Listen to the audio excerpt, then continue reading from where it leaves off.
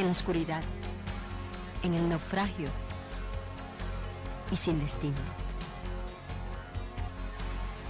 Andas buscando una palabra de iluminación. Esta palabra te dará luz en medio de la oscuridad. El Ministerio de la Enseñanza y la Evangelización, Jesús Soberano Señor, presentan su programa Palabra de Iluminación con el maestro José Briceño. Ok, vamos a darle un aplauso al Señor para recibir la palabra. La palabra del Señor siempre se recibe con gozo, con alegría. Bendiciones. Saludamos a los que nos están viendo a través de la internet, a través de YouTube, a través de Facebook y a través de las televisoras amigas. Este es su programa Palabra de Iluminación. Hoy nos toca hablar, esta es nuestra quinta clase, acerca de lo que es la neumatología. Tópico vamos a tratar hoy. Présteme mucha atención, porque esto que vamos a tratar ahora va a derrumbar, totalmente va a derrumbar lo que llaman la doctrina de la triunidad. Eso de que Dios dejó de ser dejó de ser Dios en el sentido de Jehová para convertirse en hijo y dejó de ser hijo para convertirse en Espíritu Santo,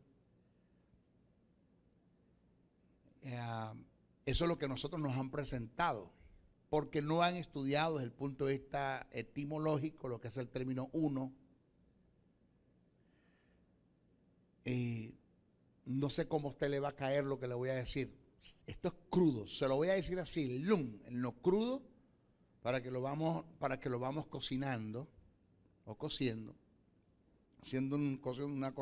cocinando esto para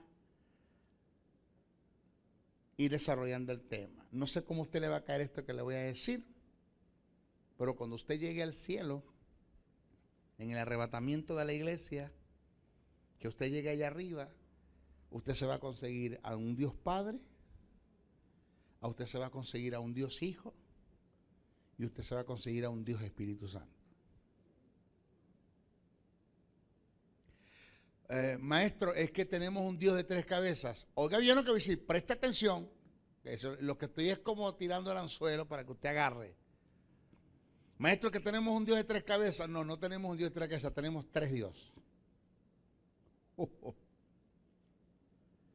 Tres.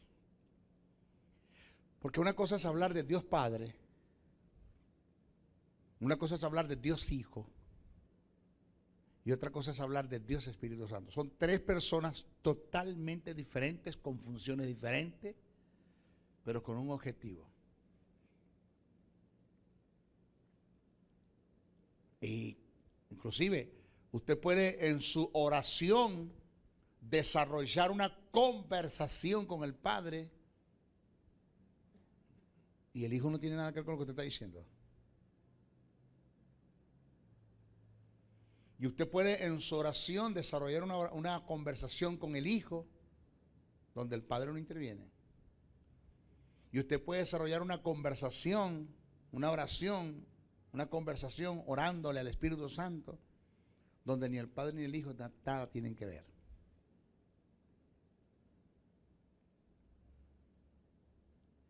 Maestro, como dicen nuestros amigos colombianos, ¿cómo así? Vamos a demostrarle eso. Para eso son las escuelas. Para eso son los maestros. ¿Ok? Vamos a hablar de la unidad en el conjunto de la deidad. Vamos a ir cocinando esto. Hay muchas formas desde el punto de vista teológico para demostrar que el conjunto de la deidad como personas es totalmente diferente. Oído, estamos hablando como persona. Es totalmente diferente. Señores, en un supuesto negado, bueno, no es que voy a decir un supuesto negado, porque es que no sucedió. Pero en un supuesto pasado, que en la tentación Jesús haya accedido a la tentación y haya cedido a las ofertas que Satanás le presentó, pues señores, se hubiese perdido Jesús. Es el postrer Adán. Desde el punto de vista en cuanto a misterio, ¿qué hubiese pasado con el verbo? No tenemos respuesta para eso. En verdad no tengo respuesta para eso, pero si hablamos de que Jesús es el postrer Adán y tenía la posibilidad de pecar, pero no pecó, porque Satanás no va a tentar algo que sea amoral. No va a tentar ese así, eso no va a caer. Jesús podía caer, mas no cayó. Podía ceder a la tentación, mas no cedió. En un supuesto pasado, que Jesús se haya cedido a la tentación, pues señores, se hubiese perdido Jesús. Eso no hubiese afectado en nada en cuanto a pecado. Quizás hubiese afectado en cuanto a propósito, en cuanto a visión, en cuanto a misión, qué sé yo. Pero en cuanto a pecado, internamente hablando, inherentemente hablando, absolutamente hablando, propiamente hablando, personalmente hablando, en cuanto a pecado, eso no hubiese afectado ni al Padre ni al Espíritu Santo, porque quien pecó fue Jesús, no fueron ellos. O sea, no estamos hablando de triemeses, no estamos hablando de eso, no estamos hablando de un Dios con un cuerpo y tres cabezas, no estamos hablando de eso. Estamos hablando de un Dios Padre, de un Dios Hijo y de un Dios Espíritu Santo. Y que individualmente cada uno tiene sus funciones, con un objetivo. Vamos a estudiar eso. O sea, hay muchas formas desde el punto de vista teológico para demostrar que el conjunto de la deidad como persona es totalmente diferente, aunque en esencia y en naturaleza sean los mismos. Pasemos a detallar los antes dichos. Desde el punto de vista gramatical, estamos hablando ya de la gramática, se puede demostrar que la deidad se compone de tres personas. La palabra teiotes, deidad, teiotes, divinidad. En Juan 10:30, Jesús dijo, yo y mi Padre somos uno. Ajá, ¿veo maestro? ¿Usted se da cuenta que son uno? Pero espérese. Vamos a ver cuál fue el término uno que utilizó Jesús allí del griego. Vamos a ver cuál fue el término uno que utilizó Jesús del griego. El término uno que Jesús utilizó viene del griego gen, H-E-N, gen, que esto no lo toman en cuenta lo que estudian. Solamente nos hemos dedicado a leer, no estudiar. El término uno que utilizó Jesús viene del griego gens, H-E-N, gen, que es el neutro de gens, cuyo verbo es enotes. Estos términos tienen las mismas características del vocablo koinonia, cuyo equivalente en nuestro idioma es comunión.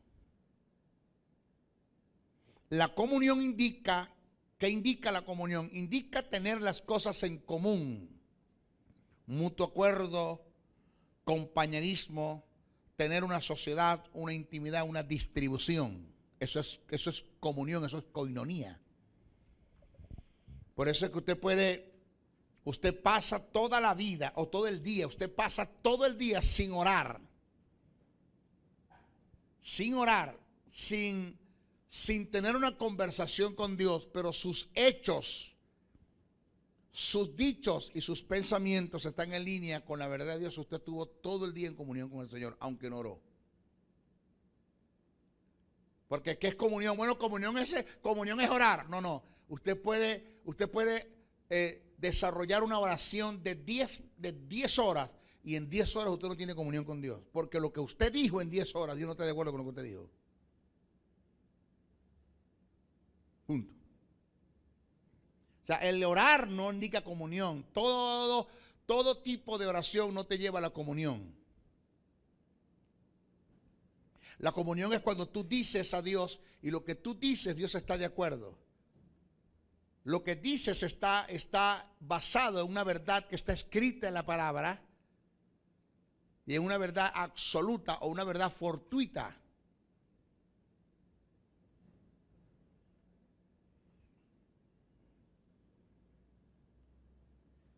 Entonces, esto indica que cuando Jesús dijo, mi Padre y yo somos uno, no se refiere a la unidad en forma compacta. Vaya siguiéndome. Triunitariamente hablando, compacta desde el punto de vista triunitario, no se está refiriendo a eso. Se refiere a la esencia, naturaleza e intenciones.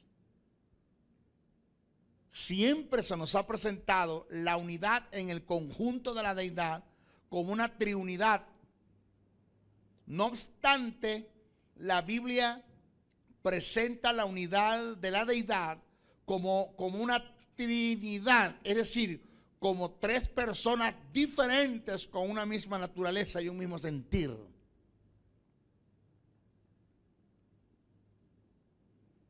Por otra parte, y esto es bueno que usted lo entienda, pues yo no sé cómo usted le va a caer esto, porque esto es tan tremendo, la unidad en el conjunto de la deidad, desde el punto de vista en cuanto a Trinidad se refiere, es tan tremendo que tiene sus ventajas y sus desventajas.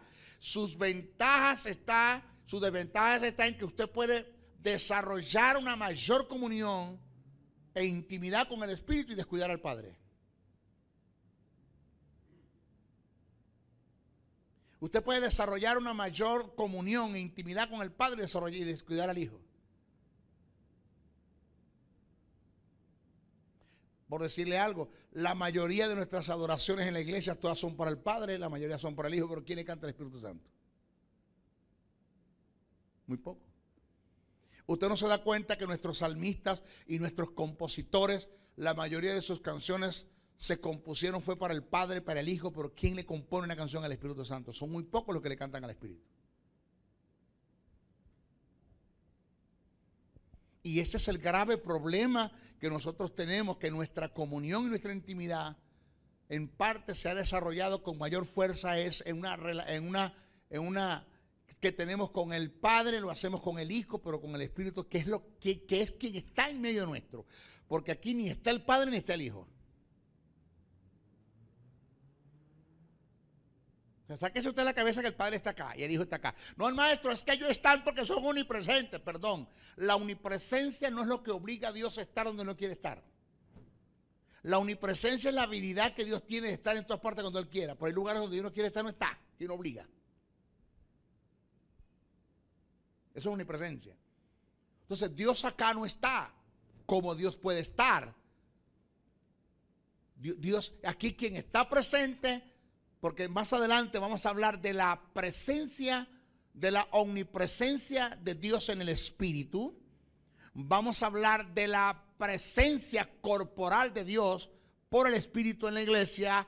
Y vamos a hablar de la presencia manifestada de Dios por el Espíritu dentro de la iglesia. Que son tres presencias totalmente diferentes. Entonces, si a morada vamos y a presencia corporal vamos, entonces aquí quien está es el Espíritu. Aunque no quisiera estar, tiene que estar. ¿Por qué? Porque la presencia corporal o la morada de Dios en el Espíritu, en la iglesia, lo obliga a quien, al Espíritu, a estar donde no quiere estar.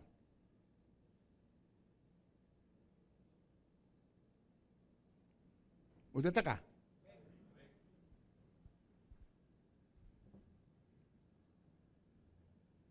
Por otra parte, Jesús utilizó en Juan 14:16 lo que se conoce gramaticalmente como un pronombre pronominal indefinido. Oído, pronombre pronominal indefinido, que es lo que hace una distinción genérica y numérica. Pero en el griego hay dos pronombres pronominales indefinidos que son héteros y alos.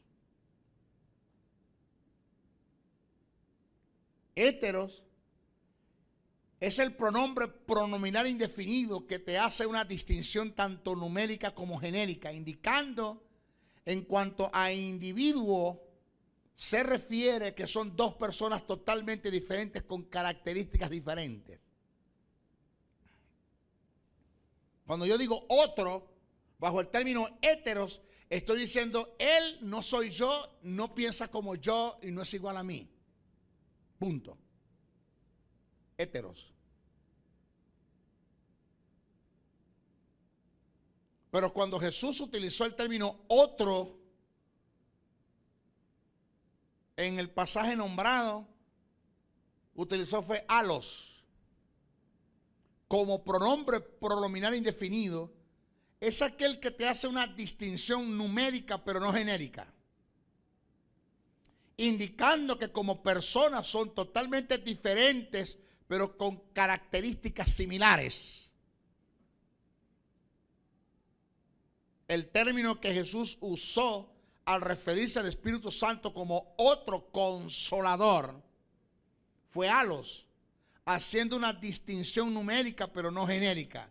Lo que Jesús quiso decir fue, yo rogaré al Padre y os dará otro consolador que no soy yo, pero que tenemos las cosas en común y hará el trabajo como yo lo vengo haciendo. Pero no soy yo. El término alos indica alguien. Óigame bien esto que viene acá. El término alos indica alguien que está junto a uno y es otro de la misma clase. Esta palabra alude a similitud, pero también pone de manifiesto diversidad de funciones. ¿Cuál? El término alos. Diversidad de funciones.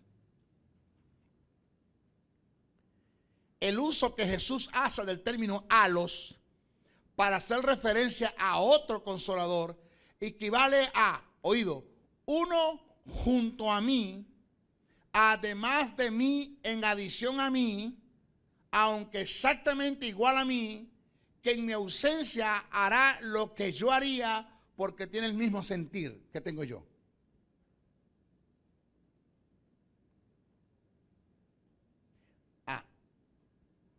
¿Esto quién me lo estudia? ¿Esto quién me lo enseña?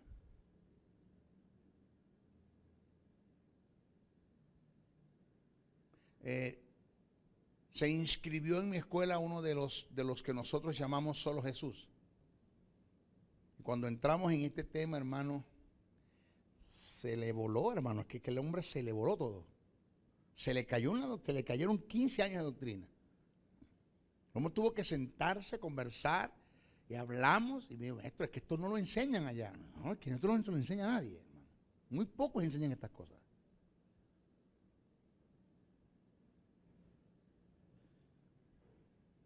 O sea, debemos aclarar que hay términos que Jesús y Pablo mencionaron por causa del politeísmo. Por causa del politeísmo y el sectarismo que había en los pueblos, términos tales como, que estos son los términos que vamos a nombrar, son los términos que agarra la gente para hablar de la Trinidad o para darle fundamento a la doctrina de la Trinidad, porque no hay fundamento bíblico, solo que agarran estos mal aplicados, tergiversados, sacados de su contexto.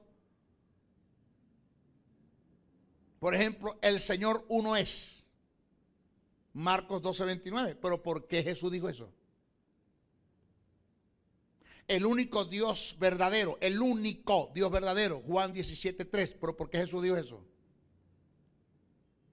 Pablo dijo, porque Dios es uno, en Romanos 3:20, 3:30. ¿Pero por qué Pablo dijo eso? Porque Dios es uno, ¿por qué Pablo dijo eso? Primera carta a Corintios 8:9, solo hay un Dios. ¿Por qué Pablo dijo eso? O sea, no me lo saque del contexto. Señores, esto que le estoy hablando es serio. Necesitamos de gente que conozca la ciencia como hermenéutica o la hermenéutica como ciencia. Que no me saquen el texto de su contexto. Que me usen lo que llaman la hilación del pensamiento. Que me respeten la hilación del pensamiento, del que viene del emisor, tomando en cuenta el receptor, la comunicación, la causa de la comunicación, el fondo histórico. Y cuando hablamos del fondo histórico, estamos hablando de político, económico, social, moral, religioso. O sea, no es leer Biblia, no es leer Biblia, es estudiarla. La Biblia es un libro de estudio, hermano. Se lee para estudiar.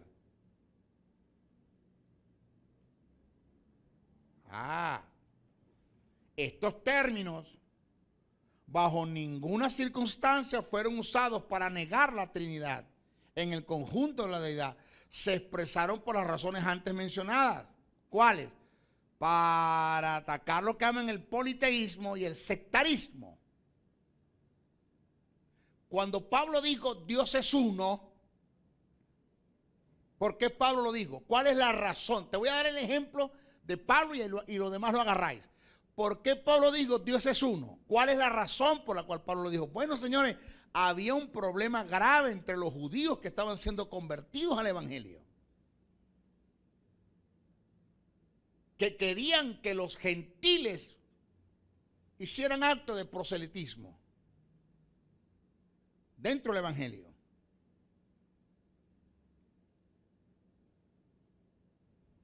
Entonces Pablo dijo, espérate.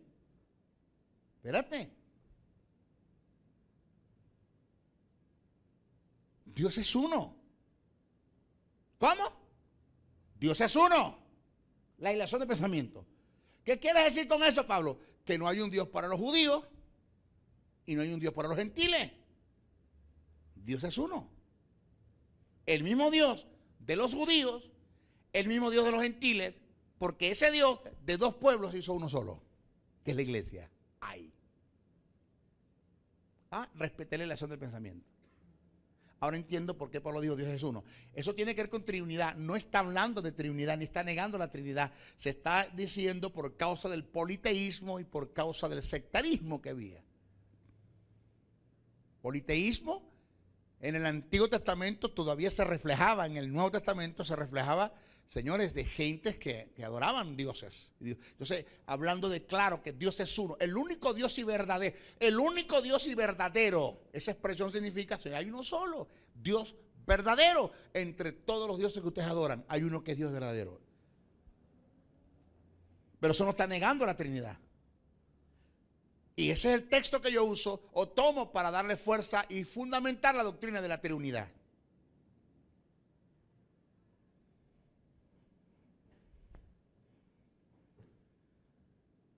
Entonces, desde el punto de vista textual, en las Escrituras aparecen pasajes también que hacen referencia a la diversidad en el conjunto de la deidad, mostrando la Trinidad en ella o en ellos. En la deidad podemos notar, una diversidad en las acciones y operaciones, pero una unidad en las intenciones.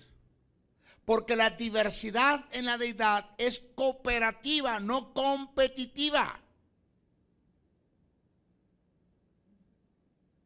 A continuación vamos a dar algunos ejemplos que muestran la Trinidad en el conjunto de la deidad. Por ejemplo, en Mateos 3, 16, 17, vemos la manifestación del conjunto de la deidad en diferentes formas. Y esto es corroborado por Hechos 10, 38, donde describe que el que unge es el Padre, el ungido es Cristo y la unción es el Espíritu Santo. Diga, ay. ¿Quién es el que unge? El Padre. ¿Quién es el ungido? Cristo. ¿Quién es la unción? El Espíritu Santo. Aquí vemos la manifestación de tres personas con diferentes funciones, pero con un mismo objetivo y sentir, ¿qué es? Ungir. Dice Mateos 3, 16, 17, y Jesús después que fue bautizado, subió luego del agua y aquí los cielos le fueron abiertos y vio al Espíritu de Dios que descendía como paloma y venía sobre él. Y una voz de los cielos que decía, este es mi Hijo amado en quien tengo complacencia. ¿Quién habló? El Padre. ¿Quién descendía como paloma? El Espíritu Santo. ¿Quién estaba en el Jordán? Jesús.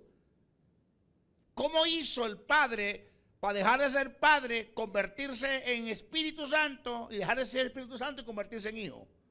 Para él mismo hacer todo, pagarse y hacer vuelto.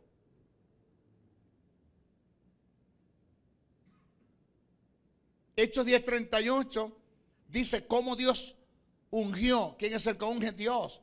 Con el Espíritu Santo y con poder. ¿Quién es la unción? El Espíritu Santo y el Espíritu Santo, que es el poder. A Jesús de Nazaret. ¿Quién es el ungido? Jesús de Nazaret. Y cómo este anduvo haciendo bienes y sanando todos los oprimidos por el diablo, porque Dios estaba con él. ¿Quién estaba con él? Dios.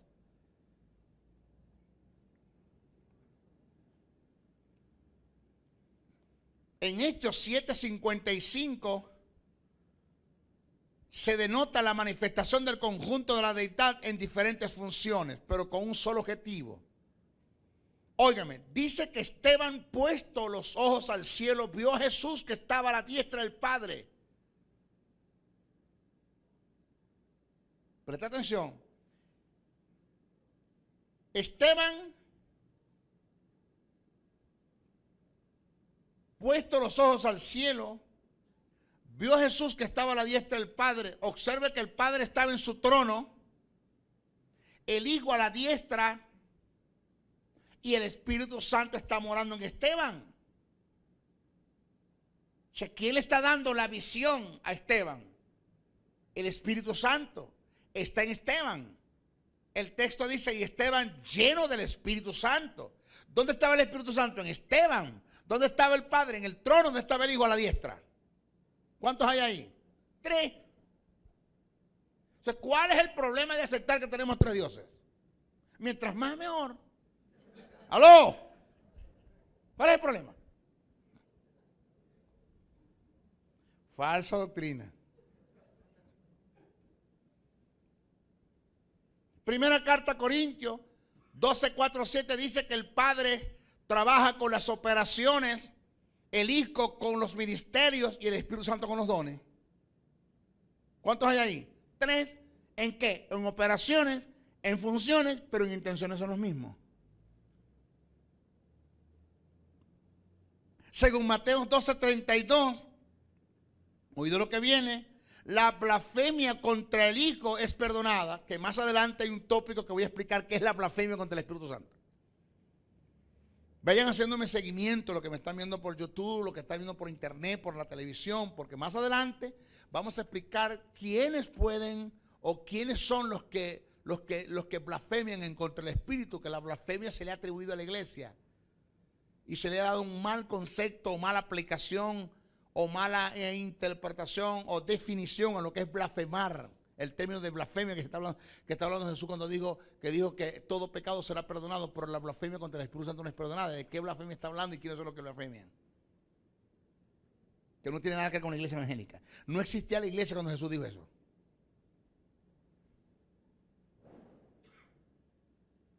Entonces, según Mateo 12:32, la blasfemia contra el Hijo es perdonada, pero contra el Espíritu Santo no es perdonada. Mi pregunta es, si son los mismos, ¿por qué uno te perdona y el otro no? Aló. Diga, ay, si no puede decir amén. Si son los mismos, ¿por qué uno te perdona y el otro no?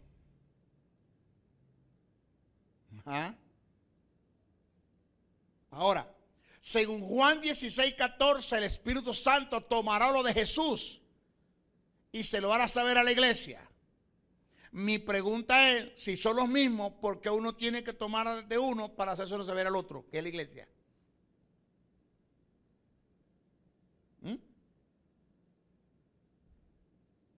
Según primera carta a Corintios 2:10, el Espíritu Santo es el encargado de escudriñar lo profundo de Dios para revelarlo a la iglesia. Si son los mismos, ¿por qué el Espíritu Santo tiene que escudriñar la mente del Padre para revelárselo a la iglesia? ¿Por qué este tiene que escudriñar aquella mente? Si son la misma mente. No.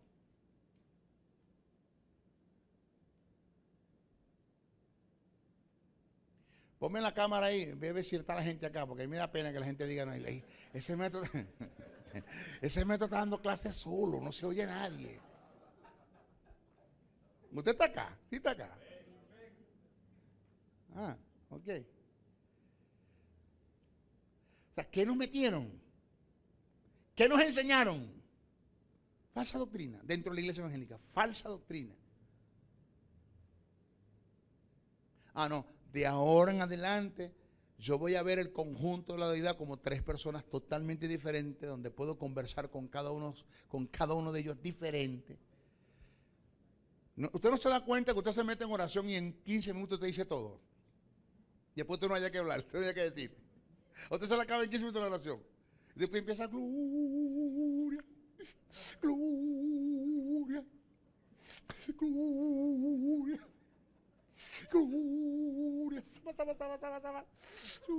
Y empieza.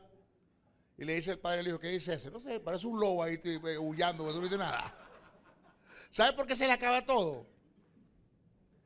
Porque usted no tiene una comunión. Usted tiene una relación. Relación es parentesco. La relación que usted tiene con el Padre es que usted es hijo, y Él es su Padre. La relación que usted tiene con Jesús es que es su hermano y su Salvador, su abogado. Y la relación que usted tiene con el Espíritu es que Él es el morador y usted es la morada. Eso es relación. Pero no tenemos comunión porque no conocemos al Padre, y como no lo conocemos no sabemos qué decirle. Por eso es que cuando usted va a orar, el Padre y el Hijo en el cielo, por decir algo, y los tres, porque el Espíritu Santo puede estar en el cielo estando en la iglesia. No tengo problema, vamos a suponer que estén los tres allá. Y cuando usted va a orar, el Padre le dice al Hijo, prepárense que estos evangélicos tienen oración para arriba. Tienen oración para arriba sin medir a quién. Vamos, agarren. Entonces empiezan en el cielo con un guante, vamos a ver. Y empieza el Padre ahora mismo, yo te doy gracias por haber muerto por mí en la cruz del Calvario. Eso es para ti, Jesús, agarra, dame eso, agarra para él.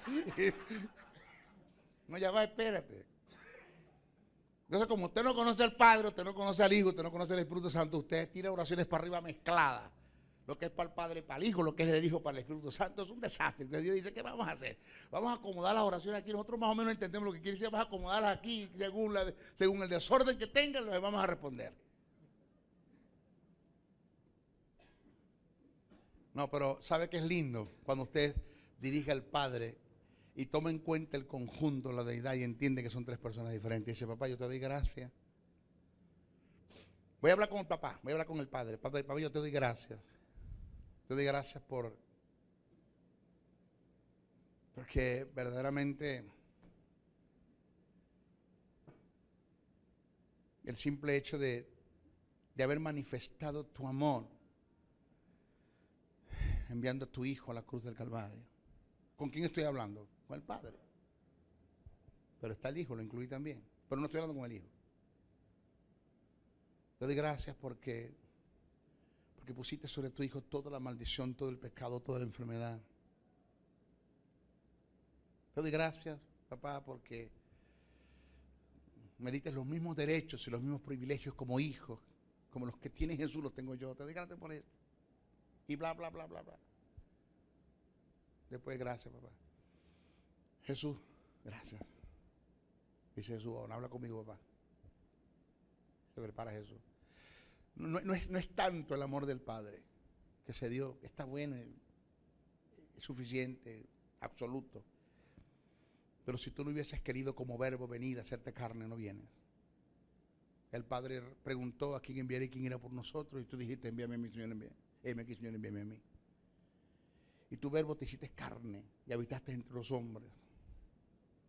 No es tanto que el Padre haya puesto sobre ti la enfermedad, la maldición, sino que tú aceptaste que eso viniera sobre ti. ¿Con quién estoy hablando? Con el Hijo. Pero nombré al Padre, sí. Gracias, Jesús, gracias. Y amado Consolador, dice, wow, te toca ahora.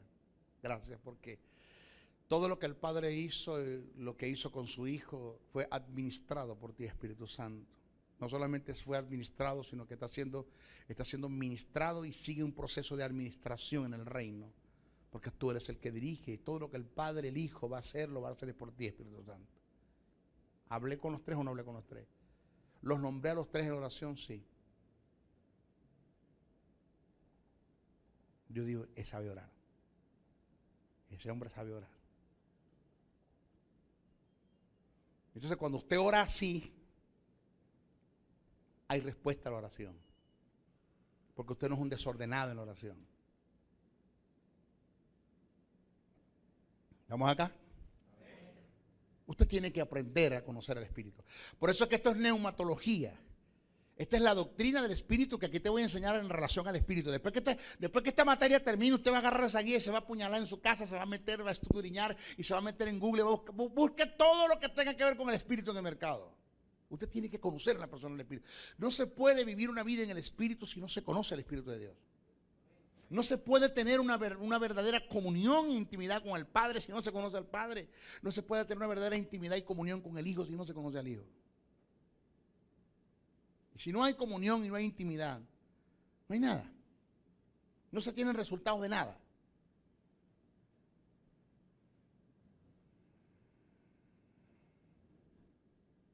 Fíjese esto. Señores, si nosotros observamos bien, primera carta a Corintios 2:11, nos daremos cuenta que el Espíritu de Dios, oiga, conoce las cosas de Dios, aún lo profundo, porque es Dios y está con Dios.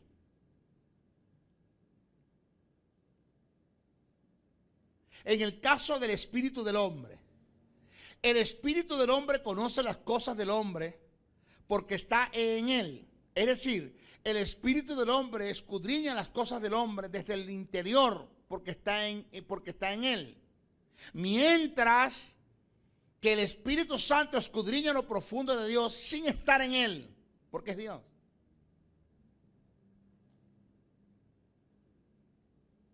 O sea, la diferencia es que el espíritu del hombre conoce las cosas del hombre porque está en el hombre. La otra es que el Espíritu Santo conoce las cosas de Dios sin estar en Dios, porque es Dios.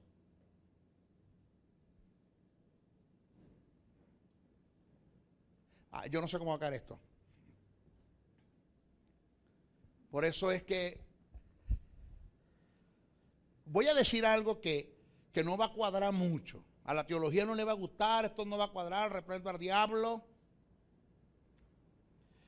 Pero por ahí se habla de la doctrina de la morfología.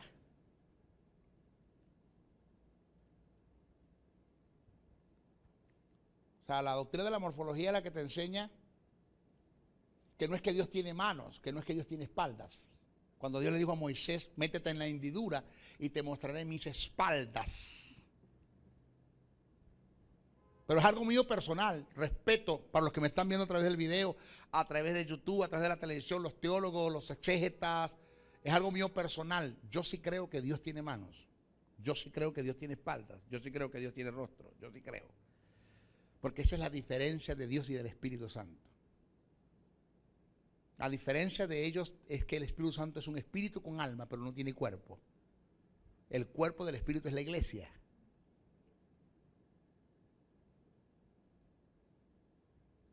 Y la Biblia dice, levanté mis manos y juré. Dios levantó sus manos y juró. Esto es algo mío personal. No lo estoy haciendo una doctrina. Puedo estar equivocado, mas no creo estar equivocado. Y si alguien dijo, se peló el maestro, él dijo que podía estar equivocado. ¿Aló? Pero la diferencia del Espíritu Santo es que es un espíritu con alma, pero que no tiene cuerpo. El cuerpo del Espíritu es la iglesia. Para mí Dios tiene espalda, para mí Dios tiene mano. Para mí no es tal cosa como decir la morfología como para negar la posibilidad de que Dios tiene mano, tiene espalda, tiene cara, tiene rostro.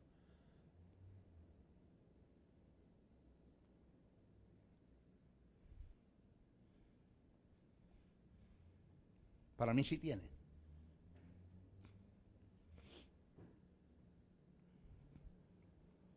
Entonces, ¿qué pasa? Que una cosa es hablar de Dios Espíritu. Por eso que lo estoy nombrando. Una cosa es hablar del Dios Espíritu. Y otra cosa es hablar del Espíritu de Dios. Que cuando hablamos del Espíritu de Dios, no estamos hablando del Espíritu de Dios como tal, sino que es el Espíritu que tiene las mismas características que tiene el Dios Espíritu, que es Jehová. Pero que el Espíritu Santo es una cosa y Jehová es otra. Él no deja de ser Espíritu. con un alma que para mí tiene un tipo de cuerpo celestial. Algo mío. Mi intención es sana en decir esto. El maestro Briceño lo dijo. Es una falsa doctrina, perdón, él dijo que podía estar equivocado. Y si algún día yo llego a estudiar y me doy cuenta que lo que estoy diciendo ahora me equivoqué, yo no tengo problema con retractarme. Porque lo estoy diciendo, es mi forma de creerlo, pero más me acojo y me asumo a lo que dice la Biblia. Levanto mis manos, miras mis espaldas, no verás mis rostros.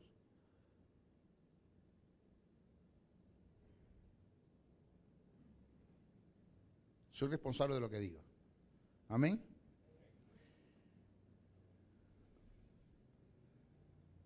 Si el texto afirmara que el Espíritu de Dios escudriña las cosas de Dios porque está en Él, entonces tendríamos un dualismo y no habría posibilidad para la Trinidad. Pero el texto afirma tácitamente que el Espíritu Santo es Dios, está con Dios, no es Dios, y esto demuestra la presencia de dos personas. Es decir, vuelvo a repetir,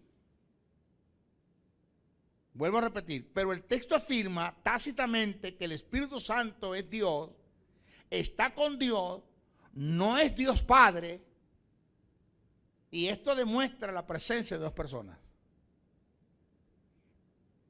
¿Aló? Esto me huele a falsa doctrina, maestro Briceño.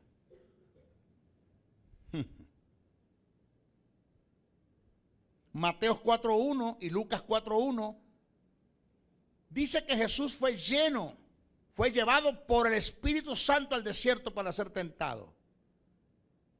El término llevar del griego es ánago, que indica conducir a alguien a un propósito definido y que en algunos casos es desconocido.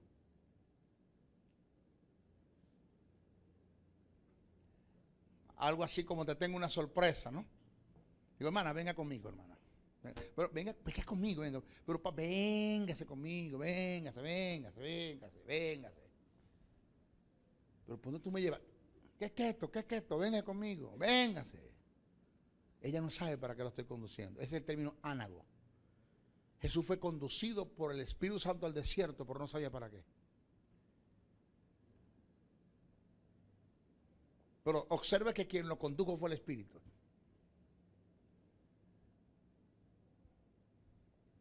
Quien lo llevó fue el Espíritu. ¿A quién llevó? A Jesús.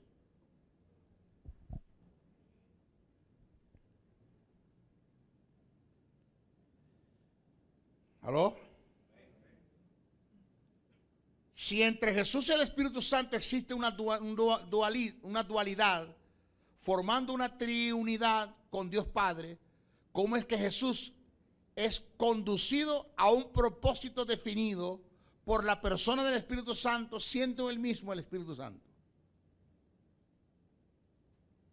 Debemos tomar en cuenta que el mismo verbo que se utilizó para hacer referencia al Espíritu Santo como el que llevó a Jesús al desierto fue utilizado para referirse al diablo cuando llevó a Jesús al pináculo del templo para tentarlo.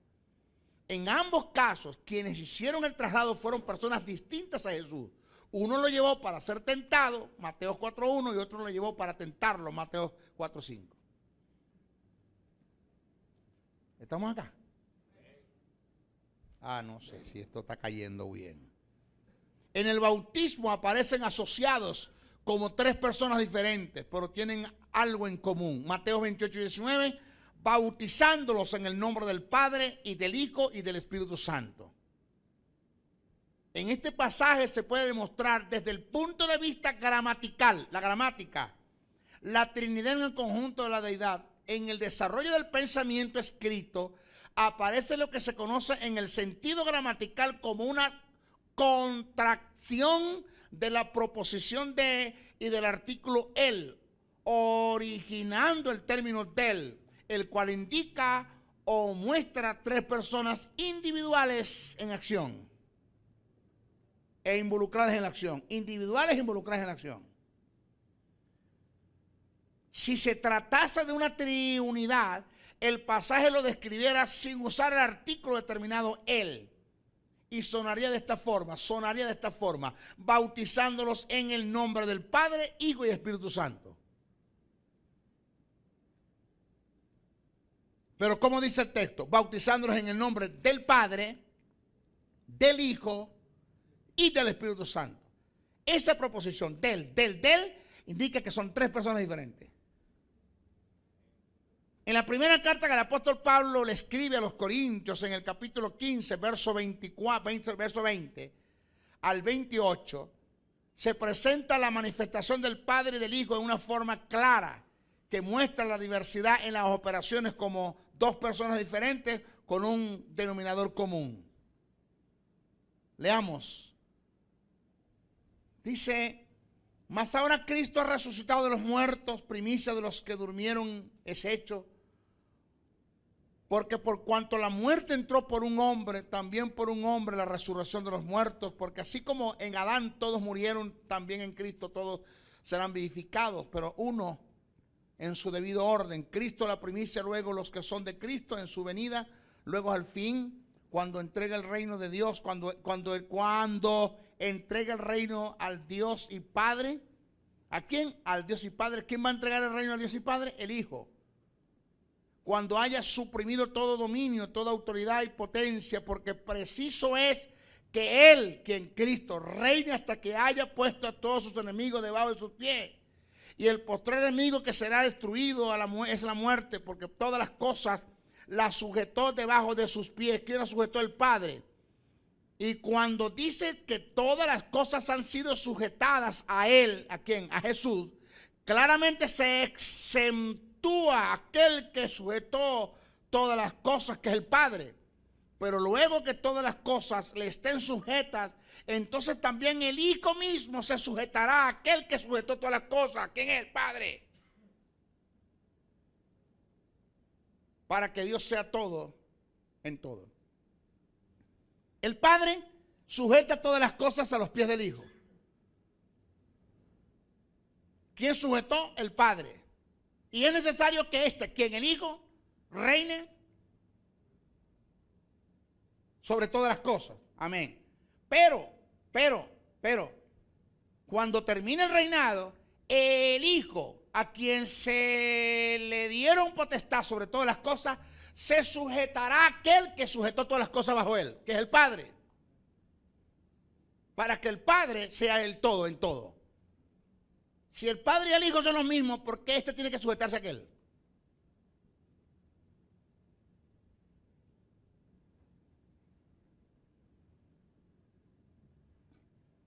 Ay, mamá. En conclusión, a este punto quedó demostrado que sí existe la Trinidad en el conjunto de la deidad. Tenemos un Dios Padre, un Dios Hijo y un Dios Espíritu Santo, al que brindamos un aplauso. Alabado sea el nombre del Señor.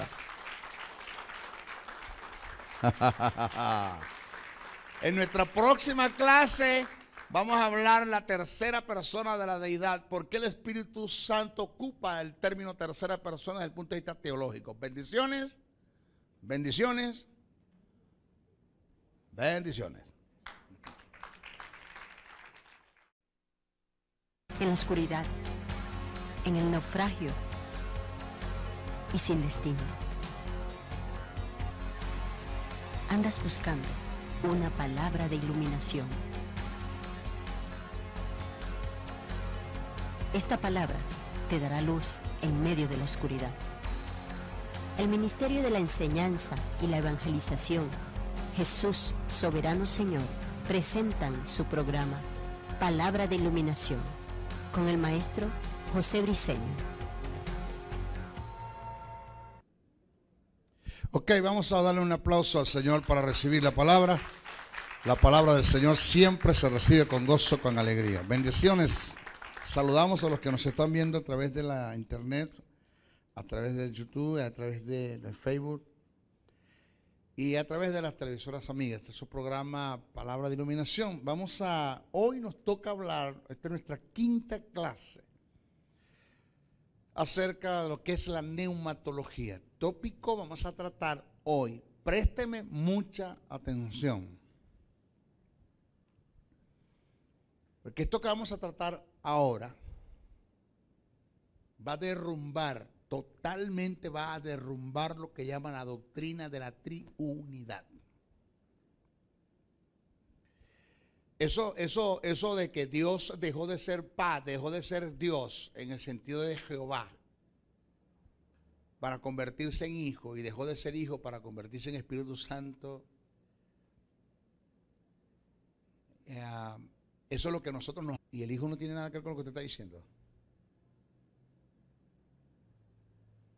Y usted puede en su oración desarrollar una conversación con el hijo donde el padre no interviene. Y usted puede desarrollar una conversación, una oración, una conversación orándole al Espíritu Santo, donde ni el Padre ni el Hijo nada tienen que ver.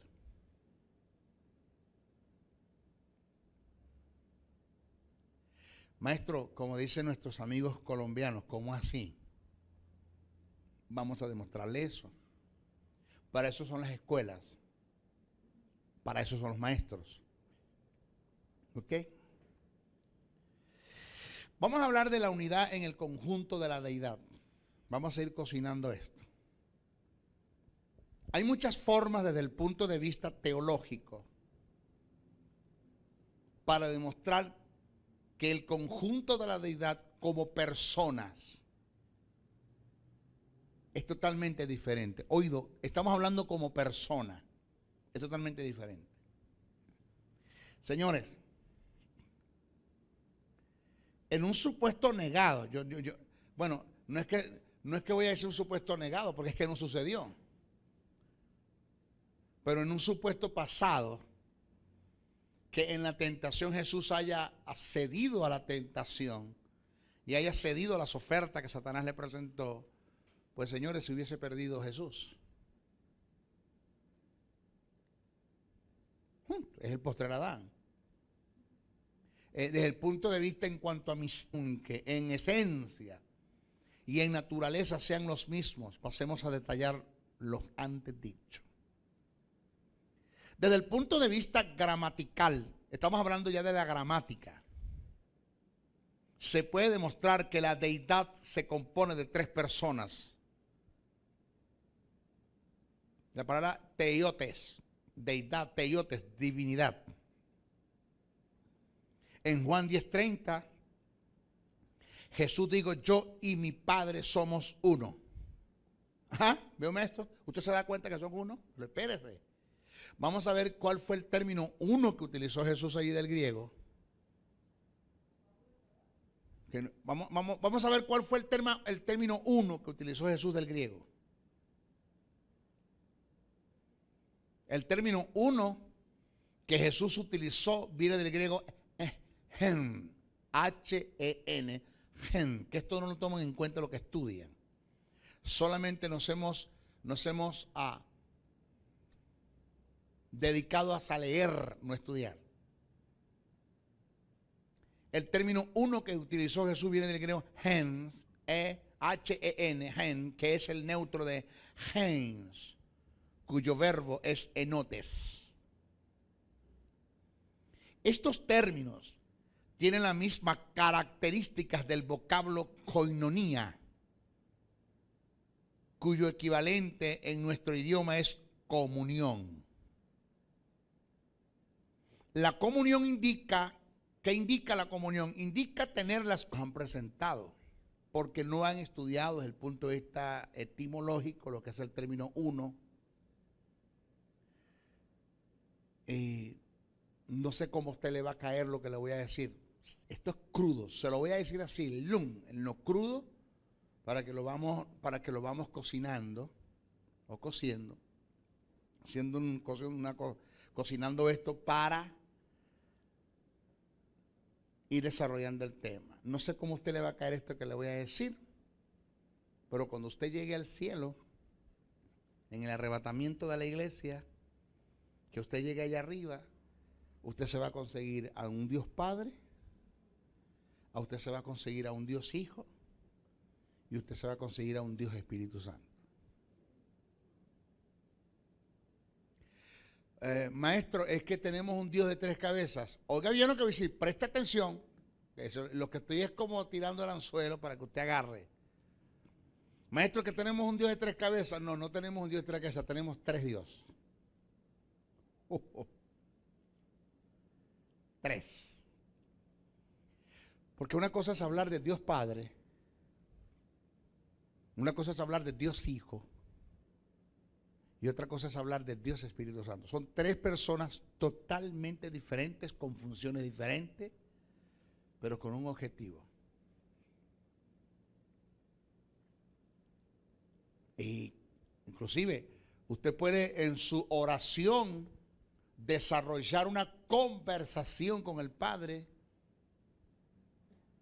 Terio, ¿qué hubiese pasado con el verbo? No tenemos respuesta para eso. En verdad no tengo respuesta para eso, pero si hablamos de que Jesús es el postrer Adán y tenía la posibilidad de pecar, pero no pecó, porque Satanás no va a tentar algo que sea amoral. No va a tentar eso así, eso no va a caer. Jesús podía caer, mas no cayó. Podía ceder a la tentación, mas no cedió. En un supuesto pasado, que Jesús se haya cedido a la tentación, pues señores, se hubiese perdido Jesús. Eso no hubiese afectado en nada en cuanto a pecado. Quizás hubiese afectado en cuanto a propósito, en cuanto a visión, en cuanto a misión, qué sé yo.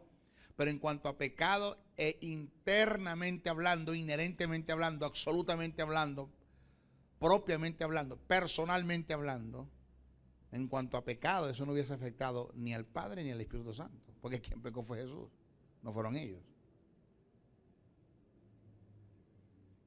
O sea, no estamos hablando de triemeses, no estamos hablando de eso, no estamos hablando de un Dios con un cuerpo y tres cabezas, no estamos hablando de eso. Estamos hablando de un Dios Padre, de un Dios Hijo y de un Dios Espíritu Santo. Y que individualmente cada uno tiene sus funciones, con un objetivo. Vamos a estudiar eso. O sea, hay muchas formas desde el punto de vista teológico para demostrar que el conjunto de la deidad como persona es totalmente diferente. Aunque